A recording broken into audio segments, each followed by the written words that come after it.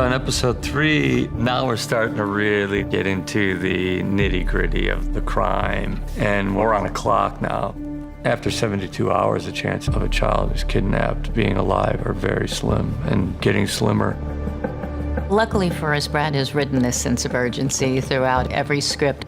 Things are always happening. At my core, I'm a character writer, and the crime element allows me to tell character stories, but in a way that are really heightened and exciting still.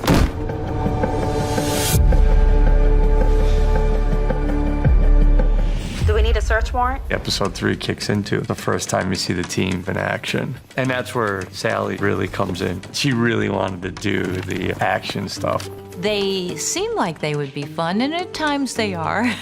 But they're a lot of work, there are a lot of pieces, and a lot of planning go into the sequences. David, who is the chief of police in Easttown, who's the technical advisor on our show, he had us do mock house raids. Good on that. Yep. He would hide an AD in a room and we would have to find them. It sort of feels like you're a child, like you're running around the house with these plastic guns and screaming. Fuck! And we had to learn how to work as a team. It was a really good team-building exercise for us.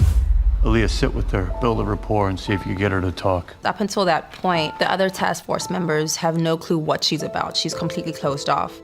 During the interrogation with Shelley, I don't even think that she intentionally tries to use it to win Shelley over. It's just coming from a person who's a survivor talking to a current victim of domestic violence.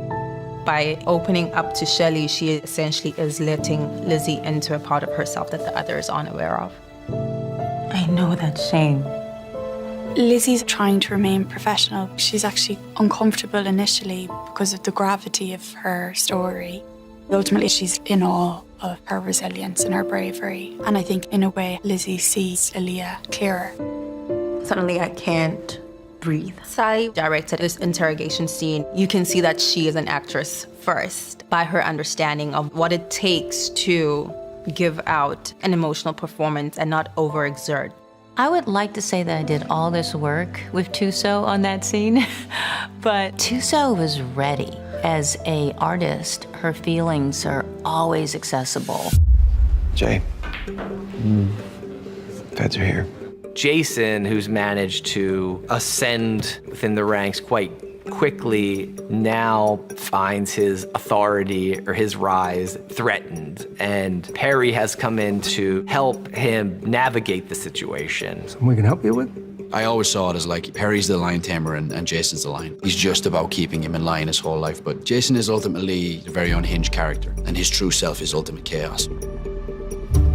Perry's not embarrassed about what's happening on his watch. He's concerned with what's going on. I think he just feels like, all right, something's happened, something goes wrong, as things do. Why is it happening? Who's causing it? What do we do about it? How do we fix it? Boom, that's it. But then there's also the compassion of who winds up being involved in all that and what the repercussions of that is, or can be. What's the matter with you? You fucked us! Easy, easy, easy, easy. Take a walk. Erin's motivation for betraying her husband in the dark arts is that Erin was in love with Billy. And for her own survival, Erin has to be with her husband, but obviously she's not happy with that. Our plan is working. I don't give a fuck about our plan no more. This is what Brad does such a beautiful job of, and I think it's why we care for all these characters. I loved him. Brad's writing people who are just trying their best to survive in a hard world with some rough circumstances. That scene in the car when Robbie confesses and tells Maeve everything, she's very angry because he's ultimately ruined her life. But I think she also feels an immense sense of sadness because she knows that he's ruined his own life. What the hell is the matter with you? Maeve is a character that is dealing with a lot of trauma and resentment that she never asked for in her life, and she's constantly asked to deal with it. I spent my whole life trying to get away from these people. They murdered my brother. To even be able to show up for material like that, to understand how to play it, which she does beautifully. And don't act like some kind of martyr either. Not acting like a Because even if martyr. you did You do it asked for the me kids, why. they're now going to spend the rest of their lives without their father. It was incredible to film those scenes with Amelia. She is a very impressive actor. Maeve, you're the only family I got left. So that was a very powerful and emotional scene for me and Tom to do because there's so many mixed emotions and so much being said, and she has so much love for him. Tom and I gave each other a big hug after, and we're like, oh my God, we've just been crying and screaming for 7 hours. DJ Crossing. Nobody. Horrendous.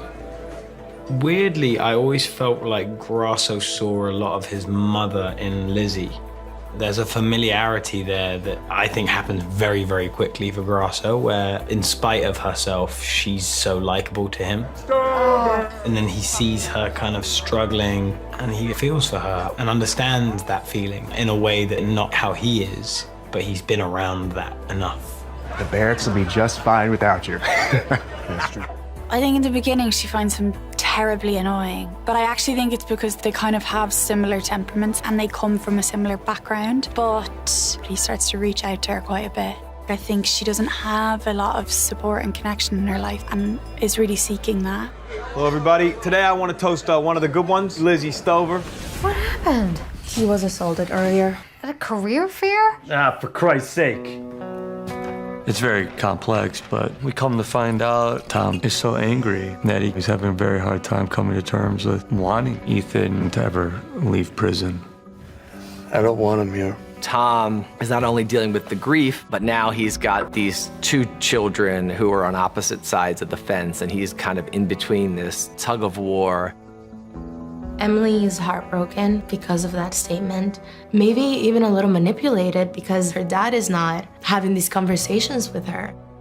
What am I gonna do, you know? Ethan has an enormous heart. He really is unable to forgive himself. And I think that's why Emily is going through such extents to take care of him and forgive him. Her and Ethan came as a unit. So if they don't want Ethan back home, does that mean that maybe they don't want her at home as well? So I think she's like really conflicted for what that means for her and for their family. Silvio as our Jim took us so long to cast someone in her role because you needed someone who had this great vulnerability but could go to different places. And it was just important for us to understand what that backstory was for Mark too. Because what Brad has designed here is that it's not just a detective story. It is about these families and what's going on emotionally with the backdrop of all the craziness and the crime.